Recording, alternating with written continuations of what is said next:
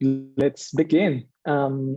First, I want to say thank you to Grace. As always, you're the invisible hand behind organizing all the logistics and the behind the scenes. So thank you, Grace, for your support. Greetings to everyone. Thanks for joining us today for this 60 minutes webinar. Before beginning, I wanted to share a link to this survey. Let me see. Put in this to here. The International Trade Center in the Circular Economy Working Group released a survey a few days ago on circular economy for the coffee sector. This survey is available in 4 languages and will be open until August 28th. It's a short survey, so hopefully you will be able to provide your inputs quickly. We encourage you all, if you have time, to take a look to this survey that will be trying to solve 2 key issues: one on circular economy practices in the coffee sector, and second on gaps and challenges related on this topic that it's what have us today. As you may know, circular economy, it's a trending trending topic, but the coffee industry is pushing forward on similar concepts since the late 20th century and the beginning of this century. The Zero Emissions Research Initiative Foundations, the ZERI Foundations, won the SCA Sustainability Award in 2009, almost 14 years ago, for the work on what we can call now a circular model for coffee production. They used different words back then, like biosystems, nature principles, but the same approach that is used in circular concept of closed loops, zero waste generation, net zero, or negative emissions. And that program dated back to 1994. So as we highlighted early this year in a sca.news piece, other companies have embraced and keep expanding the concept, particularly with the donut approach that, in my words, and pretty sure that ERINCH will be able to clarify this further later, moves these technical elements of the circular economy like recirculation, closed loop, the 4 R's, mass and energy balances, life cycle assessments, etc., giving them life with the human element that for me it's, this representation of the inner ring in the donut, but also with an environmental and ecosystem connection that is also represented in the outer external ring, creating the donut, this space in which we all aspire to operate as a society and a coffee industry. Considering the relevance of this approach, we have been writing extensively about it in SCA News or blogs. We have a forthcoming piece on social innovation that will use Marjorie Skelly's core elements of generative designs, purpose, networks, governance, ownership, and finance that were adapted and evolved in a set of tools by the DL's team, and that we use and applied the workshop during the last RICO symposium this year, jointly with other tools from MIT's Presencing Institute related to TRU, that is tools for large change in complex systems. That workshop, the content from DL's perspective, was supported by ERINCH SAHAN, our guest today, which is the business and enterprise lead at the Doughnut Economic Action Lab, DL. But ERINCH has many hats. He was the chief executive of the World Fair Trade Organization and previously spent 7 years at Oxfam, leading campaign initiatives, and founded a very cool work from Oxfam that is the Future of Business Initiative. So We are both former colleagues from Oxfam, and ERINCH also has worked at Procter & Gamble as a market strategy manager and worked for the Australia's Aid program. He is also board member of the Social Enterprise World Forum and teaches sustainable value chains at the Cambridge Institute for Sustainability Leadership. He holds a degree in finance and law and an honorary doctorate from Oxford Brookes University. So after ERINCH presentation, hopefully this was a good resume of your experience, ERINCH, but after your presentation, we will have a Q&A session. We have prepared a good set of questions, but we'll encourage you all to feel free to share your thoughts, questions, and comments over the chat to make the most of this dialogue on this amazing topic and his potential to the specialty coffee and the coffee industry at large. So thank you very much for your time today, ERINCH. Welcome, and please take the lead. I look forward to hear more about your work, the deals works, that we keep moving this dialogue today forward. Thank you. Wonderful. So good to be here with you all. An absolute pleasure. I feel like I've been connected to the coffee industry for a lot of my career. I spent roughly 20 years doing work in and around value chains that connect the global south to the global north in one way or another, whether it's with smallholder farmers in coffee or cocoa or other sectors and value chains.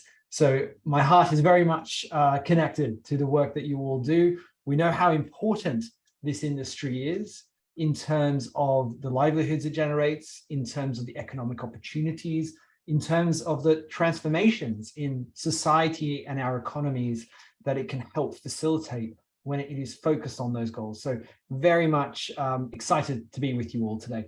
I'm going to share my screen. Let me just bring that up. And I'll be presenting for roughly around 30 minutes, maybe 35, as I go through the ideas and the concepts of doughnut economics, and also to start to think about what it means for the world of business. I've got some examples and insights that I think connect more with the coffee industry and coffee value chains, but also from more broadly than that. So without further ado, let's begin. The doughnut and doughnut economics, and what does it mean for the world of business? Well, I think none of us need reminders around just how critical the challenges of our times are, how many crises we have currently that we are all managing. Now, these are all scenes from the recent times that are starting to stare us in the face. We're beginning to see the impacts of climate change, of ecological degradation, of the negative impacts of our economic activities on this planet, on this living planet, and the way it then hits us back as those who depend on life and a balanced life on this living planet. So that's a reminder about why doughnut economics exists. It exists because we all need to find ways of having realistic and transformational approaches to taking action, to starting to solve and address these challenges. Now, since its launch, and it was created by my colleague and friend, Kate Rayworth, who is also an ex-farmer, by the way, like Andres and I, who wrote this book, Doughnut Economics, 7 Ways to Think Like a 21st Century Economist. It's become a bestseller. It's become a bit of a magnet for those who are keen to drive transformation and drive big change in our economic realities. It is about the doughnut and it goes beyond. And since she wrote the book and came up with the concept of doughnut economics, what we saw is a lot of interest from all sorts of individuals, leaders, organizations around the world who have looked at doughnut economics and seen an opportunity to reconceptualize our economic ideas and paradigms, those economic ideas that we have taken and accepted from the 20th century and some from earlier, and begin to think, well, how do we need to change our economics for the new challenges of the 21st century, the ecological and social challenges that only now we're beginning to understand in their full depth and breadth. Now, the donut that underpins all of this is essentially two circles. On the outside, there's an ecological ceiling. This ecological ceiling comes from the work of Earth system scientists who have told us that we have 9 planetary boundaries that we must not overshoot. These are aspects of the balance within the life-supporting system of this planet. These are aspects of the planet that we cannot negotiate with. We cannot say, please let us have a little bit more biodiversity loss. Please let us have a bit more chemical pollution or climate change.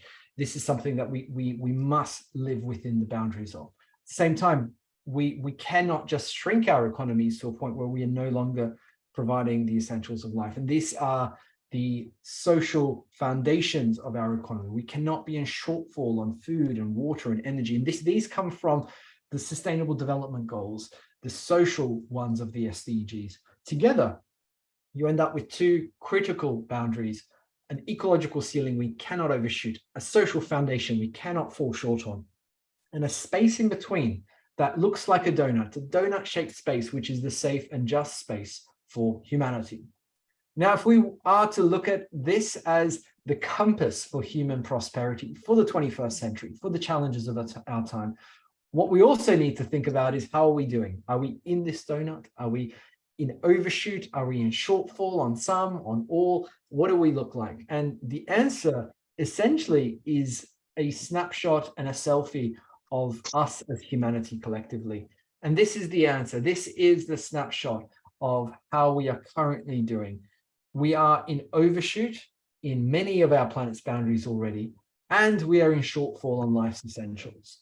We are overusing our Earth's resources in a way that is deeply damaging it, while insufficiently creating the social benefits that we need to create through our economies. Now, this is the global picture, but if we were to drill down at a national level, we also know that the same story holds, and a slightly additional story also emerges. In so many of the countries that we look at as countries that are developed or high income, what we see is a model of economics, of a model of production, trade, and consumption that has greatly overused their fair share of the Earth's resources in order to deliver most of the needs of people. So places like the US and UK, for instance, this story is true. Increasingly true in middle-income countries like China and Brazil and India as well. Whereas in the global South, actually, a lot of where coffee is sourced and produced, we see the opposite problem, which is that actually they're not using their fair share of the Earth's resources. However, they are falling short even more on life's essentials. When we look at this model, though, what we see is that what we thought of as rich, developed economies is not a picture of development. This is not a picture of success. We do not want the world's global South to create economies that look like the US and the UK or Sweden and Netherlands and Canada or Australia, these countries that are overshooting. In fact, we need them to create economies that are thriving, both ecologically and socially. So if we switch out some other countries in there, if we look at the Netherlands and Spain, or if we look at Brazil, same story emerges time and time again. A story that actually every country is a developing country now. Every country is in a process of transition. And that story holds regardless of who we swap in there. The country that I grew up in, Australia, is also in there. So is Belgium. So are the Scandinavian countries. None of them have a picture of success in terms of living within the donut. There are a couple of countries that come closest. For instance, Costa Rica is the closest of the countries we've looked at, but even they are not quite within the boundaries of the planet and are not quite meeting the essential needs of everybody in their country as well. So that is the model that we have seen, and the model tells us that every nation must transform. Now, what's underpinning this? What is underpinning it is a model of take, make, use, lose. And this is about us taking resources from Earth, making things, using things, and losing things. Repeating this process, this linear degenerative model of take, make, use, lose over and over again. And in response to this, actually, we are beginning to see a series of opportunities. Andrés mentioned already the circular economy, and this is a very simple depiction of some of the ideas of the circular economy. That how do we move from a degenerative model that I just demonstrated of running down Earth's life supporting systems to a regenerative model of working with and within the cycles of the living world. And this is about creating loops, both for biological materials that we can regenerate, those materials that can go back into the earth, the organic matter, as well as the technical materials that can be restored, reused, repaired, those loops that minimize and eliminate waste of matter, waste of heat and energy from our systems. And that's what the circular economy is about. The doughnut economics is about going a little bit further, not just in terms of the ecological, but the social as well. But let me demonstrate what we mean by thinking even further in terms of the regenerative approach. And this is about thinking beyond sustainability. Sustainability for so long has been about doing no harm or minimizing, reducing the harm that we are doing to our planet. For instance, getting to a point of zero deforestation. But the regenerative approach that we would be propelling would be about landscape restoration, for instance, repairing some of the damage that we've done to Earth's life supporting systems. Or if we look at the way we design our products, it's about moving not just towards recycling from the built-in obsolescence that we've created in so many of our products around the world, and moving all the way to redesigning products to design out waste. You don't need to recycle it because you're going to be repairing it, and it's going to be a modular product design, for instance. So it's about moving towards being regenerative. And the key aspect here of being regenerative is about taking inspiration from nature itself. If we look at nature, there is a genius that has emerged in those 3.8 billion years of evolution that tells us that there is a balance. There is no waste in nature. The output of one thing is an input into another. There's a generosity of the components of the natural living world, where the trees give nutrients back into the soil, where they clean the groundwater, they clean the air, they sequester the carbon, they create cool environments for local mammals, and things circulate in these biological nutrient loops across nature. So how do we design our economies with inspiration from what this area called biomimicry, that ideas that have emerged from people such as Janine Benyus, that is critical to becoming regenerative, to living with and within the cycles of the living world. So what does this look like in the business world? Well, if we are to look at, for instance, electronics, we're beginning to see modular product designs where phones such as Fairphone are designed so that you don't throw out the phone, you keep repairing it and upgrading it, and the products are sent back and the components are sent back for them to use and reuse and repurpose within the next generation of phones to create a loop of those technical materials. Or examples like interface carpets that have created factories that behave like forests, behave in the model of biomimicry of sequestering carbon, cleaning the groundwater, cleaning the air, putting nutrients back into the soil, the things that wildland would be doing if our buildings and structures weren't in there in its place. Or examples such as Houdini, which is working on circularity of fibers and materials and creating garments and high-tech garments where the synthetic fibers can be separated from the natural fibers and go into their own loops. Houdini is also making all of its product designs open source so that its competitors can use it and build on it. This sort of formation of new models of collaboration that comes out of this. Or examples like Sanergy in Kenya, which are restoring nutrient loops, creating affordable toilets in slums in Kenya, places like Nairobi, and then using the waste from those affordable toilets to create organic and safe fertilizer for growing food and other agricultural products in agricultural supply chains. So we're beginning to see these examples now emerge across the world of business. But it's not just about the ecological. And this is where doughnut economics is critical. It's also about the social. Because if all we do is solve the ecological, and we create circular palaces, and we create an eco-elite of people who are benefiting from a new green economy that leaves behind too many of the world, that's not going to work either. We're going to need to solve for both social and ecological together. And here it's about moving towards a system that is sharing opportunity and value far more equitably with all who are co-creating that value.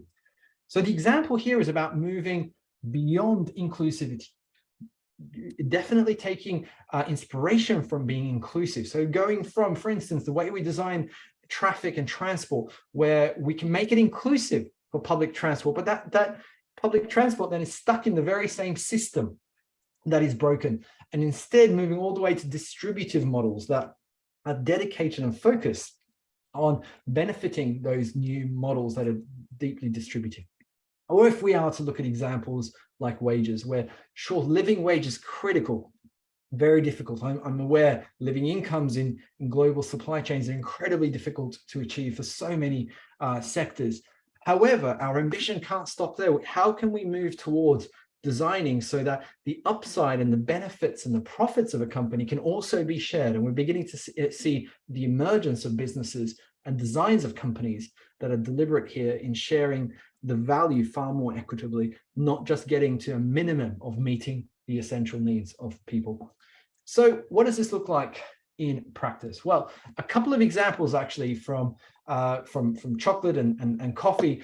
Well, Makita in Ecuador is a model that is doing far more value-added activities in a model of co-ownership with communities and farmers, where there is a whole portfolio of agricultural as well as other businesses that are collectively owned, and the value is distributed, but also farmer voice is a part of the democratic governance of that cooperative that is part of it. Or models such as equal exchange based in the United States, where it's converted to an employee ownership structure, where the profits of the company go back either into investing in its supply chain or back to the workers of the business itself. Or examples like Fairbnb that have emerged, which is the alternative to Airbnb that says, look, at least half of the revenue is going to go back to the communities. And we're going to make sure that this platform isn't just creating high concentration of wealth. So only those with up to two properties can list on this platform. We don't want it to be an engine of growth of inequality of wealth. Or examples like Lush, a company in the beauty and cosmetics sector that is dedicated to paying its fair share of tax, for instance, to make sure that it is contributing to those essential services of healthcare and education and infrastructure and broader social stability that come from its contribution that it also benefits from. Interestingly, Lush itself, a private family-owned company, successful and large private family-owned company, is itself beginning to move towards a model of hybrid employee ownership, a model where it is dedicated towards at least half of the revenue half of the ownership moving towards an ownership model of the employees, and the rest being part of the family ownership model. So these are emerging. And so if we look at what is stopping us, if we look at the activities and actions that are stopping businesses from acting, we see a few things.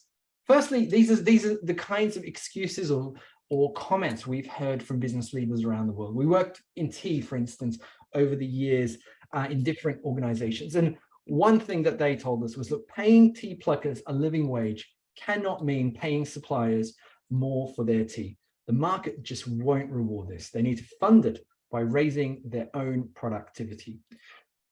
The other example came from the beauty industry, a major global cosmetics company that told us that we should introduce refillable perfume bottles, for instance. To bring consumers on board, we will need investment though, and that payback period on that capital expenditure is too long. Or examples such as in fashion, where a senior executive tells us, I've been asked to create a range of regenerative clothing while being expected to deliver unusual 15% profit margins from the outset. This is impossible. We will need to make sure that we adjust our financial models to unlock the kind of investments, to unlock the kind of initiatives that all of these industries will need to pursue in order to act in this way. Now, of course, the design of the companies themselves is not the only thing. There are so many other levers and actions that are going to be needed here to move us towards a living wage in global supply chains, having circular packaging in the cosmetics industry, or regenerative clothing in fashion. All of these ideas are going to be moved partly by a bunch of forces, and we just want to sort of acknowledge that there are many ways to transform these business ideas. It's going to include regulation and some forms of collective action, whether by workers or farmers or consumers or others. We're going to need to provide enlightened leadership across the board. We're going to need new targets and metrics, as well as making the business case more effectively with that leadership.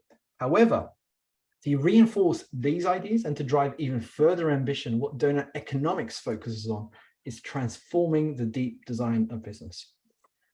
And the model Andres mentioned earlier that we use is this model of purpose, networks, governance, ownership, and finance. And this is about identifying key aspects of the company's design to move away from that 20th century question that has brought us to a degenerative and divisive outcome, which asks how much value can we extract through this enterprise, to the 21st century version of the question that can take us to a regenerative and distributive outcome, which is how many benefits can we generate through this enterprise. Now, I'm going to go through each of these very quickly to give you a sense with an example in each. But if we were to, for instance, look at purpose, and we look at just purely profit-driven businesses in the chocolate industry, for instance, and in cocoa chains, and we contrast that with an innovative alternative that's emerged out of the Netherlands that's done commercially very well. Now, the reason that Tony's Chocolonely, this Dutch chocolate brand, emerged was an initiative to make sure that chocolate is free of slavery. 100% slave-free chocolate is the norm. And not only did they say, let's build a business model around this that is focused on this outcome, they also have recently created a mission lock, which means that there are a set of guardians who hold a special share, that hold a share that allows them to challenge the company in very specific ways if they move away from the purpose of the company. So they started to redesign their own business to give additional governance rights to those that have got the duty to make sure that the business is focused on its purpose. The second example is in networks. So let's move over to networks. And this is all about the relationships that the company has with its suppliers, with its consumers and customers, with governments, with the rest of its industry and other stakeholders.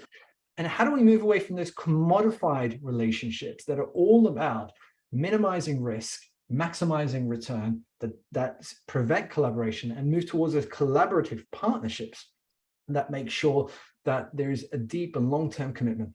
An example here is from the German importer and brand El Puente, which has its own chocolate and coffee brands as well, and imports and distributes across Germany and Western Europe. And this particular company has got a board seat for its supply chain. So when I used to lead the World Fair Trade Organization, we used to have an AGM every 2 years, an annual general meeting, in-person annual general meeting. And at the same time, the key suppliers of El Puente would also meet the same annual general meeting, discuss the issues of El Puente, and appoint a representative, elected a representative that would sit on the board of El Puente to make sure it is focused on the issues in its supply chain. Other stakeholders also had board seats. It wasn't just the supply chain, its own employees, the community of shops that it would sell to as well had a board seat. This multi-stakeholder governance model allowed for much deeper collaborative long-term commitments, so that when, for instance, the COVID pandemic hit, it was able to provide far more commitment to its supply chain and was able to see immediately the effects that the pandemic was having on the cash flow situation, for instance, of its suppliers, something many of its competitors struggle to do. We then move to governance. And of course, a lot of these overlap with each other. But governance, the key question here is it in service of finance or is it in service of purpose? An example here comes from the cosmetics brand Faith in Nature that said that we're going to give nature a voice and a seat on our board. So its board actually has a seat for nature through the organization Lawyers for Nature.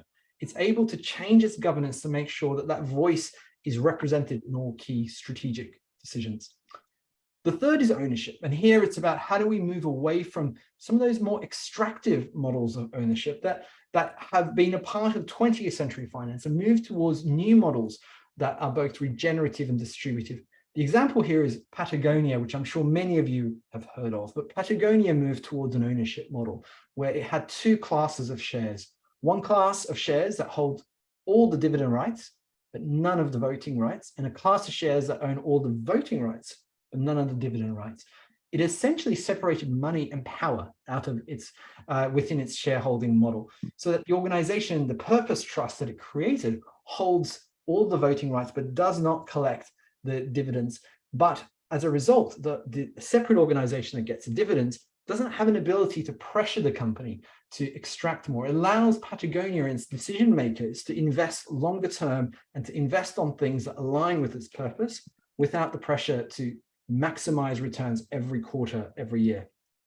And lastly, if we move to finance, so is finance in service of itself, or is it to serve the purpose? The example here comes from a business you might have heard of called Cafe Direct. Now, Cafe Direct has got seats on its board for its farmers. It also has a very advanced mission lock. So it's a bit like the Tony's model, but has got even additional rights and abilities to make sure it's focused on its purpose. More importantly, it also reinvests all of its profits back into its purpose and also into its supply chain and for its farmers. So the farmers who are sitting on the board, the representatives on the board of it, are able to help direct how the profits of Cafe Direct are used. And over the years, tens of millions of pounds have been invested that would have otherwise gone into dividends, that allows Cafe Direct to pioneer and stay committed to some of the bigger impacts that it's focused on. So overall, a focus on the design of business has several benefits. It helps align the purpose of the business. So teams that are involved in product design are actively focused on the same purpose as teams in finance, teams in supply chain management. It allows you to design a business around the purpose rather than just retrofit or wordsmith the purpose on top of an existing design. It also allows us to make sure that those deep partnerships, such as supply chain partnerships, are factored into the design of a company. We could change our governance models, our ownership models, financial structures, our network models, to make sure that there are these deep long-term partnerships that allow for greater supply chain security, greater commitment and partnership across supply chains. It can also channel investment. It can allow a prioritization of internal investment into the purpose of a business. And critically, it could help protect the legacy of a business. There have been many attempts to undermine and to push for emission drift in some of the world's leading sustainability-focused companies. The example of Unilever comes to mind from several years ago, where there was a hostile takeover bid to deliberately strip back some of its sustainability commitments. Now, if we design companies more actively to prevent that sort of hostile takeover that would undermine the mission of a business, or to undermine the mission of a business through generational change and other changes in ownership, then we can make sure that the legacy and the mission is locked in. And lastly, and most importantly, we need to do this because we need to unlock the actions necessary. We need to have regenerative and distributively designed companies to unlock those actions that help humanity into the donut. Now, if all of this has been appealing to you, we've created a tool. Andrés mentioned this, and actually the Specialty Coffee Association has been one of the pioneers in engaging with this and using this tool. And we created it initially through 22 pilot projects with over 300 companies around the world. And those are some of the pilot workshops we ran in order to create this tool, which we have a list of organizations that you can work with on our website called Organizations in Action. They live within the communities part of our webpage, where these are values-aligned organizations that are equipped to run workshops with the tools of Doughnut Economics. And essentially, the tool asks two critical and central questions. How does the design of your business block transformative action? And how could a redesign of your business unlock transformative action? If you're interested, do go to our website or look at social media, and of course, ask any questions now as well. Wonderful to be with you, and I'm looking forward to seeing what questions have emerged. Andrés.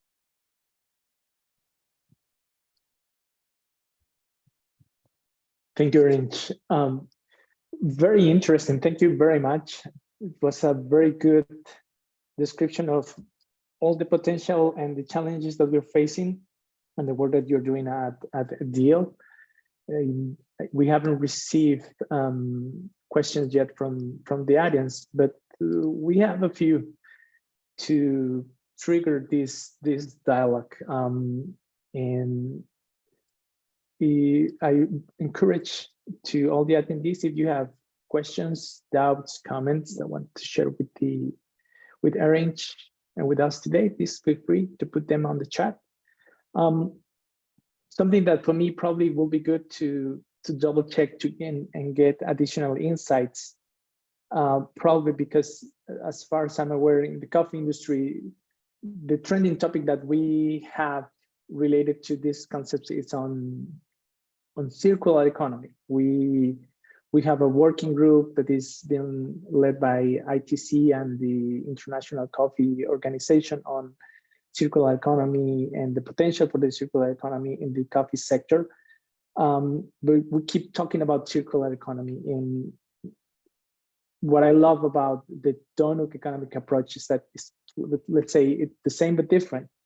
And can you help us to clarify that first? What are the key differences in your perspective between what is the Doughnut economics versus the circular economy approach? Are the same, are different, complementary? If you can help us to clarify that concept with those concepts with the audience, that will be great, ERINCH. Thank you, Andres. I mean, I think critically, the Doughnut is about recognizing two separate boundaries. It's about the planetary boundaries and the social boundaries. And it guides us as a bit of a compass to say, these are our goals. We need to create an economy that lives within these boundaries. Now, Doughnut Economics then has got a number of principles saying if we are to stay within the planet's boundaries and meet the needs of all people, so not fall short on life's essentials on the social boundaries, then we need to follow these 7 kind of principles that are central, that are in the book of Doughnut Economics. Circular economy is a part of this. Circular economy is a very central and pivotal part of this. It's a huge part of the becoming regenerative aspect, for instance. Becoming regenerative goes beyond just circular. It also includes aspects of biomimicry and other things that expand maybe some of the definitions of the loops of technical and biological materials that we need to create, that circular economy tells us is critical. Now, that's central. The other thing that is in addition to circular economy is the social. It is possible for us to create a circular economy that has more poverty. It is possible to create a circular economy with far more greater inequality. In fact, if we create that model where we have a circular economy that has huge harms in terms of communities around the world that are benefiting from the current trading system, we could end up having a situation where those people then are forced to create other economic activity that has other ecological impacts. So to solve the ecological, we have to solve the social. And that's the most critical additional point. And that's the distributive aspect I talked about. How do we design to both eliminate and minimize waste, but also maximize the distribution of value with all who are co-creating it? How do we deliberately change our models for sharing value, for partnering, for being in deep collaboration across global supply chains and beyond? So that's the most important bit I think I would add. And of course, sustainability, I mentioned a little bit. I mean, there are lots of definitions of it, and the Sustainable Development Goals are a part of the Doughnut model. They're the social part we took from the Sustainable Development Goals. The ecological part, we didn't take it from the SDGs. We took it from the scientists. We took it from the planetary boundaries. The SDGs are a negotiated document between the countries of the world. And for social goals, it's probably the best we can think of to draw from. But actually, the ecological ones, the ecological boundaries, Earth system scientists have come up with more sophisticated and scientific models. So we brought that in. And the most important thing on sustainability is the current models of sustainability are about minimizing and reducing harm. And we're saying we need to go far beyond this. We need to design to make sure that we are living with and within the cycles of the living world. So sustainability might say, let's reduce and eliminate deforestation. It might say, let's increase recycling. We would say, go beyond. How do we restore landscapes and be regenerative? How do we redesign products so we don't have to recycle, but things are within the loops of modular design, circularity, for instance, that goes beyond sustainability. So that's one thing I would underline as key distinctions. But of course, these are overlapping and people have different definitions. So I wouldn't get too stuck on the definitional differences, but more how do we get to the most ambitious version of transformation? Wonderful. I love that. For me, what resonates, and that's something that we have shared a lot associated with our sustainable coffee agenda that is focused on equitable value distribution, is this idea of how to move the mindsets of the industry. You know, we always say we want to make coffee better, but we need to move the industry from this idea of winners and losers, like, you know, a thriving coffee sector in which we have one section of this of the value systems being very successful and others struggling. We need to move from that. We need to thrive with this idea of making coffee better for all. And I think that the donut brings with the social foundation, that handprint that we need to be aware to operate within those boundaries, recognizing that at the end, organizations and industry works the way human beings that create them. And we are the ones that need to bring that change. And we have a couple of questions. I have, you know, that we have a list of questions, but here, Jen, it's sharing a question on if you could share some of the low-hanging fruits that specialty coffee could address to integrate these principles into complex supply chain of or systems. You know, that's always a challenge. You know, that was a question that we have: how to move from niche to sector or industry. I don't know if you have some insight to share with all of us today related. Yeah, I think the coffee industry is in a unique position because it has a natural reason to be in deep partnership and collaboration with this community of producers. It has already a history of cooperative organization among producers, a legacy of engaging with difficult, messy, but critical aspects of democratic organizing of producers that allows for models of engagement and voice that are critical. So I think the starting point for the coffee industry is really quite advanced compared to, I think, a lot of industries. And I think there are some innovations. I mentioned a few. I mentioned Equal Exchange. I mentioned Makita from Ecuador. I mentioned Cafe Direct, for instance, from the UK. There are so many others examples. I mentioned El Puente from Germany. You know, there are so many examples of coffee brands, coffee producers, others in the coffee value chain that are experimenting with alternative models of business, with alternative structures and designs of companies. And I think the most important thing would be to learn from these. I mean, let's take a deep dive into the model of Cafe Direct. It's incredibly resilient. It's done incredibly well in a difficult and increasingly competitive market, while being laser focused in its design and its actions on both ecological action in its supply chain, as well as distributive social action to support the farmers and focus on the well-being of its farmers. And I think the business benefits of doing that are also very clear. You end up having a deep collaboration with farmers, long-term aspects that have many unintended benefits, many unforeseeable benefits of transparency between each other, long-term planning, more stability and security in the supply chain, ability to communicate more effectively about upcoming crises and challenges, communicating with consumers with authenticity. The business benefits are so inherent that they don't need to be necessarily quantified. But of course, a deep collaboration with the farmers in the supply chain and their organizations is going to be critical to the success of any coffee company. So this is why in some industries, it's not as clear. In coffee, it's absolutely clear. And I think the low-hanging fruit here would be to learn from those ideas of saying, look, can we put farmer representatives on the board of the brand so that there is visibility between the two organizations and there's a connection that means they're committed to each other long-term? Can we have a model where we have a part ownership of those coffee cooperatives so that they feel like actually this is not just a commodified relationship, this is a long-term partnership?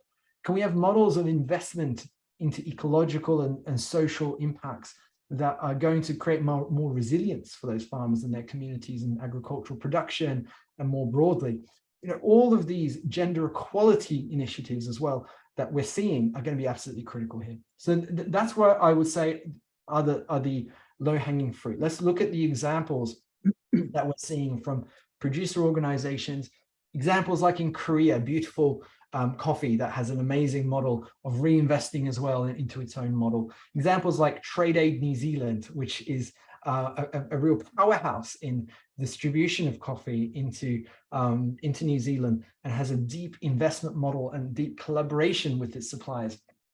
The list is endless. I could have made every example I gave today about coffee. I deliberately gave some other ones to give other ideas in, but I'm very excited actually about the many opportunities in the coffee industry. Indeed, indeed. And yeah, you mentioned a few examples. I'm pretty sure that if we ask other colleagues and experts in the coffee industry, they will provide additional. I have quite a few in my head right now that also somehow are representative of these approaches. But I think, as you mentioned, we still have to learn how to communicate better about this, and how to, through this idea of, let's say, I'm going to say isolated, probably that's not the correct frame, but how these isolated cases, we can bring the whole industry behind the implementation of these tools. I'm pretty sure that we at SCA could provide some leverage to achieve that, to communicate more widely those successes, the challenges, what is working, what is not working, because we know that many things need to change. And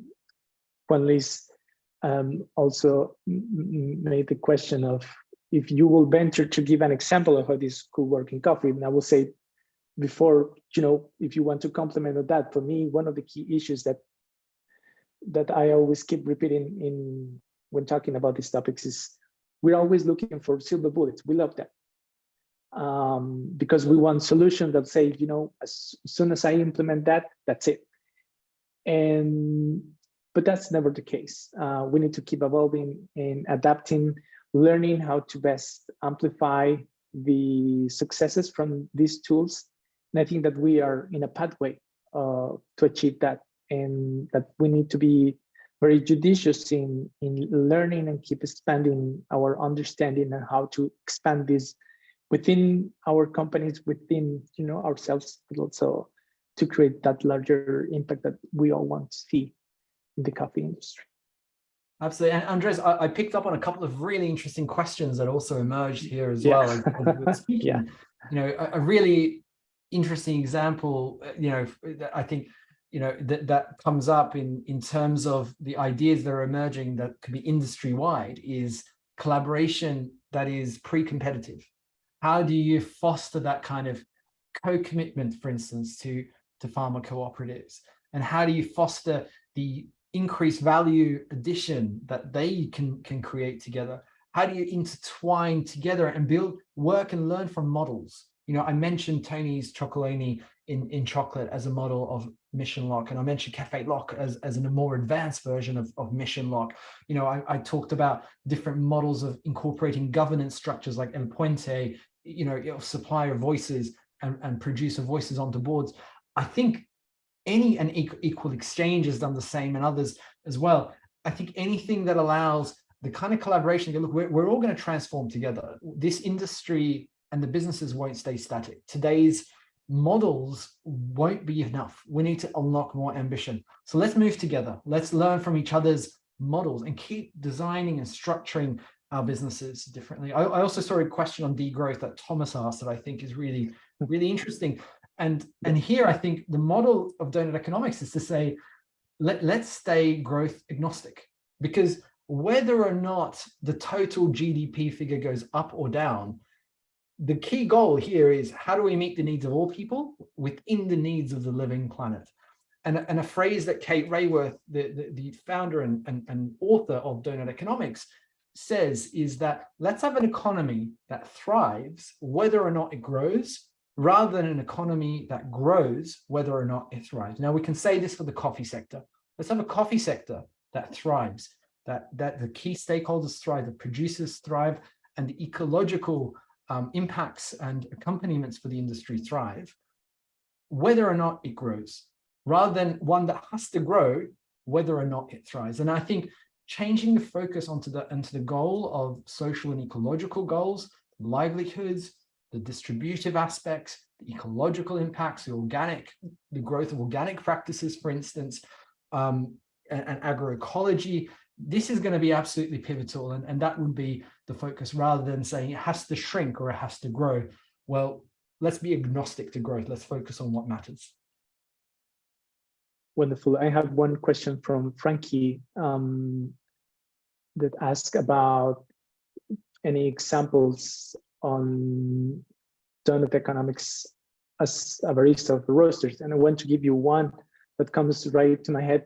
Gimme Coffee changed the ownership model of the company, being all the employees are now owners of that company. And that will be, the ownership evolution in which even the baristas and roasters of that company are now co-owners, and they co-manage this coffee company that is based in Ithaca in New York.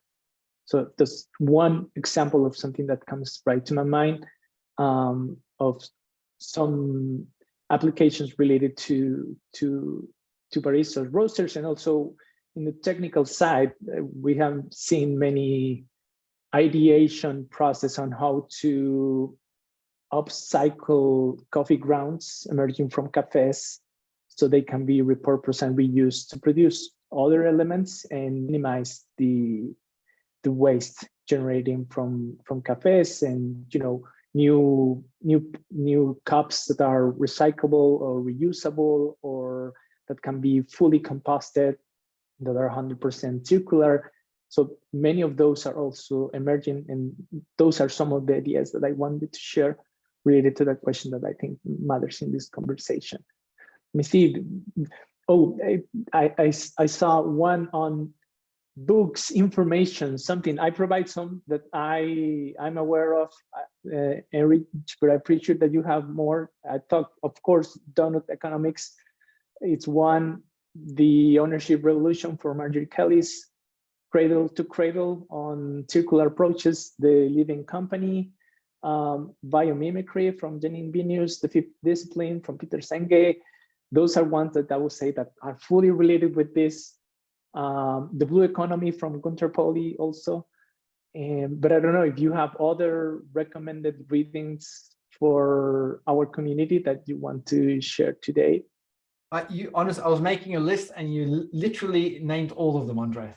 Yes, nice. So everything from Janine Benius to Marjorie Kelly, you literally named them all. So yeah, I think you got the right ones.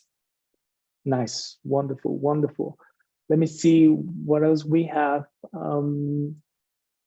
Yeah, probably one question that we still need to address, and it's probably more a comment. How, we have seen a lot related on coffee companies that are joining the B Corp movement. And I don't know how you from Deal are connecting with them. Do you have some type of overlap, or just to share, if you have something to share about that, because I think people is interested in learning a little bit more about that. And I think the B Corp movement has got some of the really interesting and innovative businesses within it. It's got others that are not necessarily that aligned in that same way. So it's a real mix. It's a very broad church, very big tent approach, and is a part of the broader conversation of opening up the purpose of business. For some companies we meet, it's been helpful as a model of certification to ask some questions around processes, to at least consider their social and ecological impacts more effectively. For others, not as much. So it's a real mix. We wouldn't sort of say there's a specific model or a specific idea. it's up to companies to decide, what's helpful for them. We've put our approach in the open domain in terms of the Creative Commons, and we sort of invite you to use that to ask yourself questions. And along that journey, if you feel B Corp certification is helpful, that's great. Others might use social enterprise and go deeper on employee ownership, or go deeper on other models of steward ownership, which is emerging. And one actually list I would add, Andre, to your book recommendations is actually a paper recommendation from the Purpose Economy on steward ownership, which is incredibly interesting, because some of the world's largest companies, especially in Europe, have deployed the steward ownership model, which really restructures the ownership and governance of business to give it a long-term purpose and resilience. Companies such as Bosch, companies in Novo Nordisk, others in sort of Scandinavia have also deployed this model. It's not, again, not perfect, very helpful as an innovative idea. Other models like Melanie Reback's post-growth entrepreneurship model. And the word post-growth is critical here. We talked about degrowth, but I think what we're saying is let's get beyond growth rather than make it go up or down. Let's focus on other goals, and there are some really interesting resources. In fact, there are links to all of these on the tool link that we've also provided. Wonderful, wonderful. I just share the Doughnut Design for Business core tool. Do you have also a taster's tool that is shorter? I really encourage you all to take a look to the tools, the workshops that are proposed. You have several translations of the documents, and you keep evolving the materials, the learnings, and also you have created this community where everybody could join to share and learn about what's going on with DL and all the work that you're doing. I have one final question now that we're running out of time, but I would like probably to close with the classical question. What would you recommend? You have recommended many things, but let's say the final key recommendations for the coffee industry, for the Specialty Coffee Association, how to keep taking the lead on these approaches for moving forward in order to make coffee better for all. What will be your 3 key takeaways from today's presentation, ERINCH? A good challenge, Andre, and I'm going to also try to answer some of the questions in the Q&A, including David and Catherine's questions are part of that. One is and I think it's connected here to Catherine's question as well around sustainability and innovation as a competitive advantage. And here it's about also preparing for the economy that is emerging, and start to believe and think and act and plan like a different economy is emerging, because we all saw the situation of the overshoot and the shortfall donut where we are in the red, and that cannot continue. We're going to see more and more devastating crises emerge if we continue that path. So a different economy must emerge. Let's plan to be a part of that. That's going to include sometimes situations where in the short term, the competitive advantage is not so clear, and to move towards planning for an economy where that's going to be a part of it. Now, connected to that is David's point around, what about regulation, particularly for publicly held companies, but more broadly, we actually created a policy tool as well. So if you go to our webpage and into the theme section and into business and enterprise, you'll see some different tools, one for academia, one for policymakers, where we list some of the leading innovations in policies and the public policy arena in shaping the design of companies, because there are lots of things governments can do in corporate governance reform, in tax codes and public procurement, in other aspects of industry policy and access to finance, for instance, that can really try to transform the design of companies that populate our economies, so that the companies are going to be doing more and more of the heavy lifting of this transition to a regenerative and distributive economy. And the third one would be to really talk more loudly and proudly and openly about the design of the companies that you're in and how they're evolving. Because unless we move to changes in the structures of the businesses, we're going to be limited by what is possible in the 20th century company structures. We've got these old models that allow certain things, and I've got some positive benefits, but also are very much limiting the big actions, ideas, initiatives, strategies that we need. And we're going to have to move the conversation. And that's my main invitation to the coffee industry. Talk about your models, talk about your governance, talk about your aspirations for, we want to move in the next 5 years towards having a different governance model. In the next 10 years, we want to have a percentage of our profits that are being reinvested for the ecological transition in our supply chains. We're evolving our ownership. We're changing. Let's talk about the dynamics of change.